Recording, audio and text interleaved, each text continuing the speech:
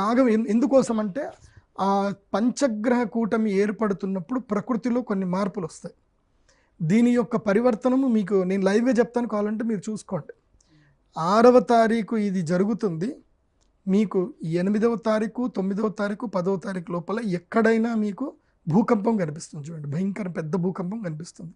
మీరు గూగుల్లో సెర్చ్ చేస్తే మీకు తెలిసిపోతుంది. మోస్ట్లీ మన భారతదేశంలో అయితే కనుక అస్సాము, కేదార్నాథ్, అటు ఈశాన్య ప్రాంతంలో, హిమాచల్ ప్రాంతంలో మాత్రమే మన భారతదేశంలో ఉంటాయి భూకంపాలు. మన దగ్గర అయితే ఉండవు, పెద్ద కంగారు పడాల్సిన అవసరం లేదు. కానీ సముద్ర తీర ప్రాంతంలో, డక్కన్ ప్రాంతంలో మాత్రం భూకంపాలు ఉంటాయి. ముఖ్యంగా జపాన్లో కానీ, అదేవిధంగా అమెరికాలో విపత్తులు ఎక్కువగా సంభవించే అవకాశం ఉంటుంది. దీని తర్వాత అగ్ని ప్రమాదాలు జరుగుతాయి, కొన్ని బ్లాస్ట్ జరుగుతాయి. ఇంకోటి ఏంటంటే న్యూక్లియర్కి సంబంధించి ఎక్కడైతే, అది ఏ దేశమైనా కావచ్చు, న్యూక్లియర్ వెపన్స్ అని పెట్టుకుంటారు కదా, అక్కడ వెపన్స్కి సంబంధించిన ఏదైతే కనుక స్టోరేజ్కి ఏవైతే జాగ్రత్తలు తీసుకోవాలో ఆ జాగ్రత్తలో విపత్తులు జరిగి న్యూక్లియర్కి సంబంధించిన ఒక చిన్న వార్నింగ్ రాబోతుంది. ఈ సంవత్సరం న్యూక్లియర్ వార్నింగ్ అయితే వస్తుంది.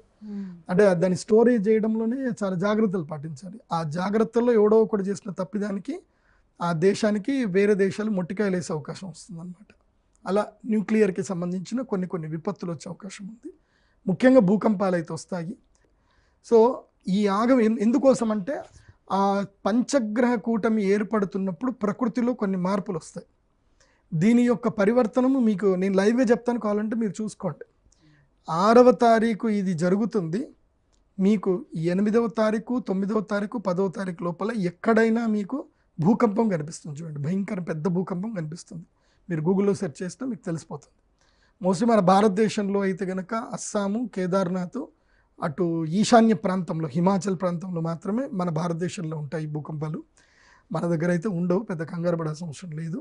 కానీ సముద్ర తీర ప్రాంతంలో, డక్కన్ ప్రాంతంలో మాత్రం భూకంపాలు ఉంటాయి. ముఖ్యంగా జపాన్లో కానీ, అదేవిధంగా అమెరికాలో విపత్తులు ఎక్కువగా సంభవించే అవకాశం ఉంటుంది. దీని తర్వాత అగ్ని ప్రమాదాలు జరుగుతాయి, కొన్ని బ్లాస్ట్ జరుగుతాయి. ఇంకోటి ఏంటంటే న్యూక్లియర్కి సంబంధించి ఎక్కడైతే, అది ఏ దేశమైనా కావచ్చు, న్యూక్లియర్ వెపన్స్ అని పెట్టుకుంటారు కదా, అక్కడ వెపన్స్కి సంబంధించిన ఏదైతే కనుక స్టోరేజ్కి ఏవైతే జాగ్రత్తలు తీసుకోవాలో ఆ జాగ్రత్తలో విపత్తులు జరిగి న్యూక్లియర్కి సంబంధించిన ఒక చిన్న వార్నింగ్ రాబోతుంది.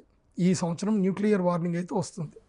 అంటే దాన్ని స్టోరేజ్ చేయడంలోనే చాలా జాగ్రత్తలు పాటించాలి. ఆ జాగ్రత్తల్లో ఎవడో ఒకటి చేసిన తప్పిదానికి ఆ దేశానికి వేరే దేశాలు మొట్టికాయలు వేసే అవకాశం వస్తుంది అన్నమాట.